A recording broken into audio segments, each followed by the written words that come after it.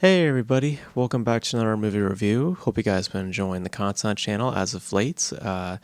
Speaking of late, it is past 11, and I am fairly tired because I went to the beach today, yesterday, and I believe on Saturday. So I've had 3 days of surf, big swell that came through, and I then went to check this out.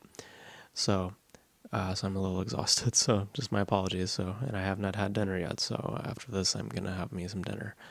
But I was conscious while watching this, and I am here to give you my thoughts. So that film that we're going to be discussing today is One Battle After Another, which was written and directed by Paul Thomas Anderson, who you guys, of course, probably are familiar with movies such as The Master, which I adore, Inherent Vice, as well as Punch Drunk Love. Most recently with films like Phantom Thread, which is a really, really great film, and Licorice Pizza most recently. This stars Leonardo DiCaprio, Sean Penn, Tiana Taylor, I think that's how you say her name, Regina Hall, as well as Benicio del Toro. And as the story goes, the film is set, I want to say, in the 70s. I could be wrong. And it follows a group of revolutionaries, and these are people who operate outside the law. They do not, follow any specific rules or anything like that. They're just pretty much on their own terms. And they have a focus on immigration. And the film focuses, as the opening does, on these people, breaking people out of these camps, these places where they hold these immigrants, and help them to, I would say, get more access to the United States. I believe that's the intention. I'm not sure, because I believe that's what their intentions were behind the revolution, was to do that, as well as involving themselves in many political agendas. And if they believe in that the viewpoints are wrong, their responses are very retaliatory, and in the form of very violent behavior. And Tiana Taylor's character and Leonardo DiCaprio's character spark up something of a romance, something of an interest in each other, we'll say, more or less, in quite a spontaneous and very fast manner. And they had a child, or at least it seems that they had a child together. At least there's a child in the equation, because Sean Penn's character, who is a colonel, has an interest in Tiana Taylor as well, and there may or may not have been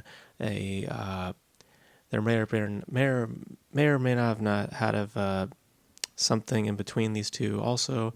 And what follows from this is a unfortunate event that puts Tiana Taylor's character and Leonardo DiCaprio's character very separate from each other. DiCaprio's character now has the person that he claims to be his daughter with him. Fast forward 16 years later, and now that daughter is living out a life. DiCaprio has become something of a paranoid figure who's just always high and drinking, and eventually his past comes to haunt him as Sean Penn returns back into his life. His daughter is now on the run. He is on the run, and now they have to find a way to get back together, his daughter and him, and hopefully Sean Penn does not intervene, and perhaps has a connection to the entire case as it is from many years ago. So, I am a huge fan of Paul Thomas Anderson. I think his work is just great. I adore a lot of his films. The Master specifically, I think, is just a brilliant piece. I think it's just one of the best films that came out from the 2010 era.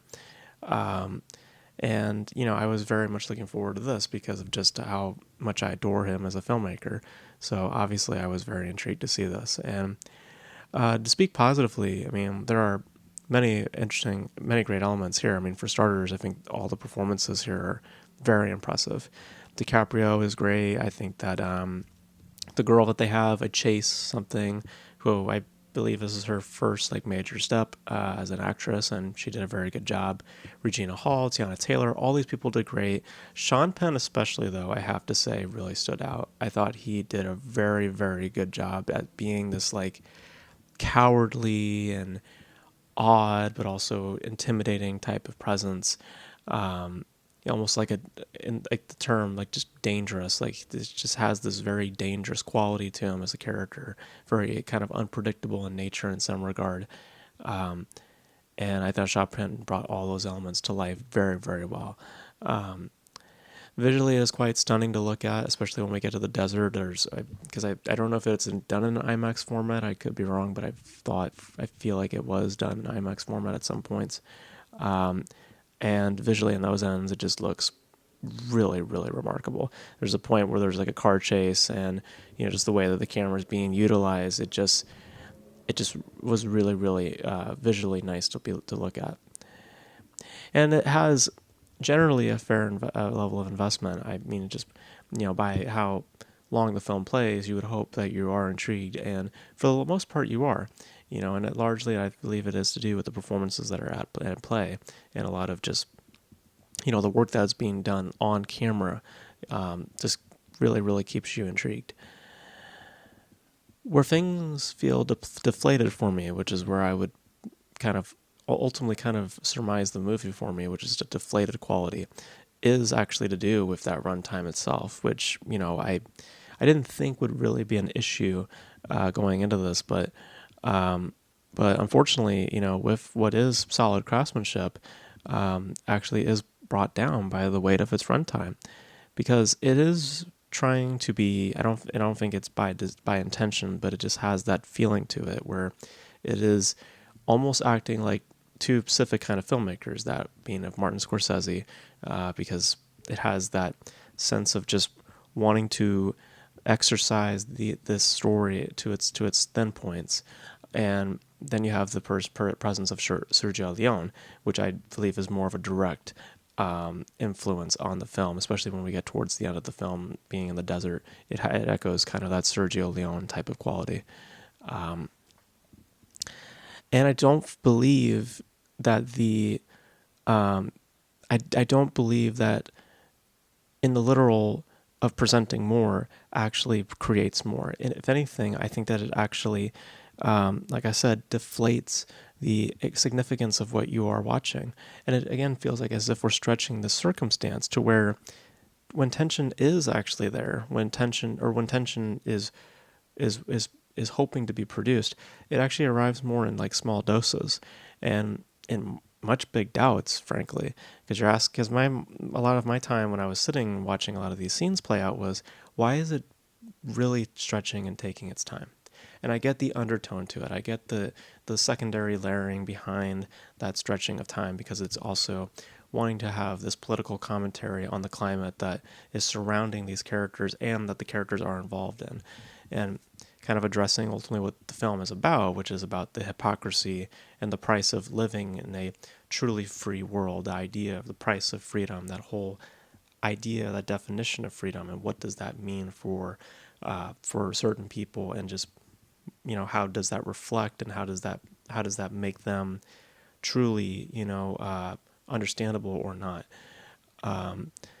And of course, there's other political, discussions that are also made there, specifically on the context of immigration, which, being a hot topic right now, I believe is also why the film is probably getting a lot of attention currently as it is right now, because of certain discussions like that. Financially, not so much, but um, but I just think that generally, by the length of time, I do believe that it does bring the film down, and I think that it creates more doubts in terms of its overall developments, or in terms of its overall just progression, really. And the craft clearly possesses that intrigue, that palpable quality. Like, it has it there. It's solidly made. You're intrigued. You're engaged, but you also are very, very aware as to the time that is being spent, and that is a problem. Especially within the confine of something like a 3-hour feature. the hope is that you don't feel that way.